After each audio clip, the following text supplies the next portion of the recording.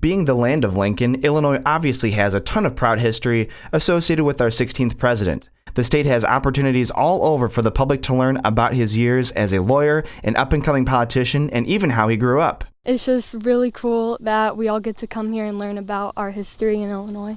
Lincoln's New Salem State Historic Site, located about 20 miles northwest of Springfield in the town of Petersburg, is a beautifully recreated 1830s village of where Abraham Lincoln spent his early adulthood.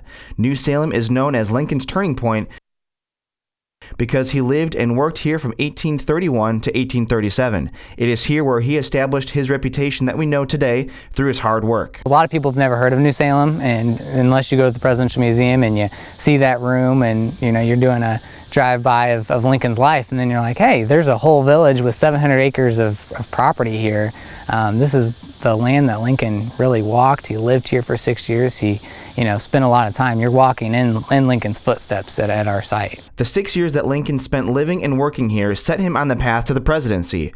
It is here that we can see the working man side of Lincoln. He worked in a store, was deputy surveyor for Sangamon County, served as postmaster, and even split rails.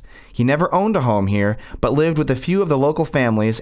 It is also in New Salem that his Honest Abe nickname would begin due to his great diligence at being a fair surveyor. One of the cool things about the Lincoln New Salem site is that you can learn not only about Abraham Lincoln, but also how life was back in the 1830s. 18 of the 23 buildings are on their original foundation, and the 700 acres show just how hard life was on the Illinois prairie. This is kind of seen as one of the most important, and when you get out here, you get that sense, without this, nothing else was possible for Lincoln. In New Salem for Destination Illinois, I'm Jack Gerfen.